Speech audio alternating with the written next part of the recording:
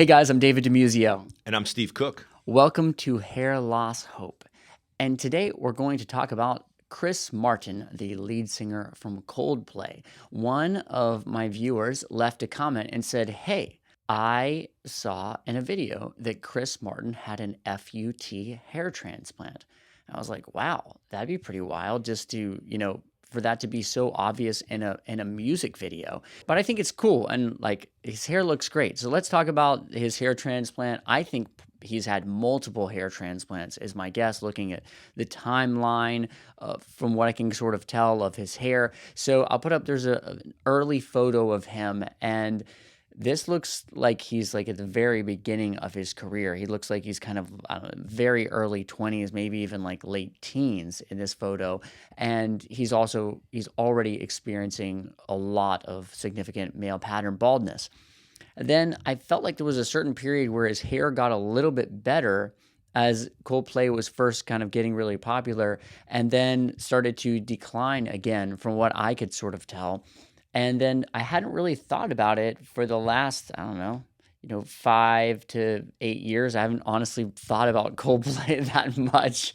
But the last time I, kept up with him, which was probably about 8 years ago or so, at that point, I remember that his hair was receding quite a lot. So I was kind of wondering, like, oh, is he going to do something? And then just saw this video, Let Somebody Go. This was Selena Gomez, and there are two clear photos in this video where you can see, I think it's like undoubtedly an FUT hair transplant. Yeah, no question about it. I mean, he cuts it real short, and it's not a bad job, but you can definitely tell. Yeah, nobody who didn't look at hair transplants all the time would have any clue whatsoever that he'd had anything done. And obviously he doesn't care that much, because I'm sure he reviewed the video, or I would guess he did, before it went out to the world, and it's a big hit song and everything. So I think that's cool that he just doesn't care. He's like, whatever, my hair looks good now. He probably feels the same way I do, which is like, I cut my hair short all the time. And you can see my FUT scars when I do that. And like, I don't care at all. I've never had anyone say anything about it.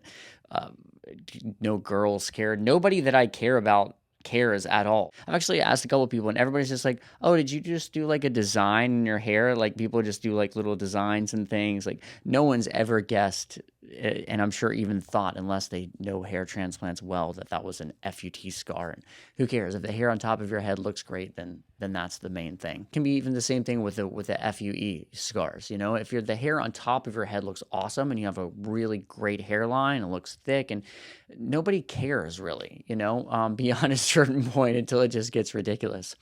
So the other thing I want to talk about is just celebrity hair transplants in general. No one goes bald that's famous these days. Like, I never see anyone go bald. No huge famous singers, no actors. Like, why did none of them go bald? I think, David, it has a lot to do with the advantage of using finasteride. I think that's huge. If you go back in time, way back in time, these hair transplants are not cheap. We all know that. They're pricey. I always talk about William Shatner, right? Star Trek, Burt Reynolds, and Elton John, who I'm a big fan of. They all wore hair systems or wigs toward their midlife to maybe later years, because guess what? They had so many plugs done back in the early 70s, and the plugs kind of chewed up all the donor, and it kind of gave them a fill look. So it didn't really do well with hairlines, but that's when these guys were kind of thinning or receding. And as they continued to thin or recede, you could see the plugs, and they didn't have any more left, so they had to wear wigs. Nowadays, these guys, these entertainers, celebrities, Hollywood or whatnot, they got a lot of money. So hair transplants are not a problem, but they're kind of following my dream, as you are, which is, just get on finasteride, limit the loss, and then fill in the areas that the finasteride cannot manage, which primarily, like this celebrity, is in the front hairline. Yeah, and if you didn't make too many wrong steps and didn't start too early, then really, even the older actors, the Tom Hanks obviously had some kind of hair work done, like, because he's still not a bald guy, and he's an older dude, and he had hair loss back in his like early 30s for sure, like quite a lot. The Mel Gibsons, the Kevin Costner, now he's on like Yellowstone and he looks great, and like he was going really bald. So unless you were like in the Bruce Willis stage where you're already like just even when you became famous, you were already pretty bald, at that point. And it was far enough back, or James Taylor, these guys. There's no one that I can think of in the last 20 years, really,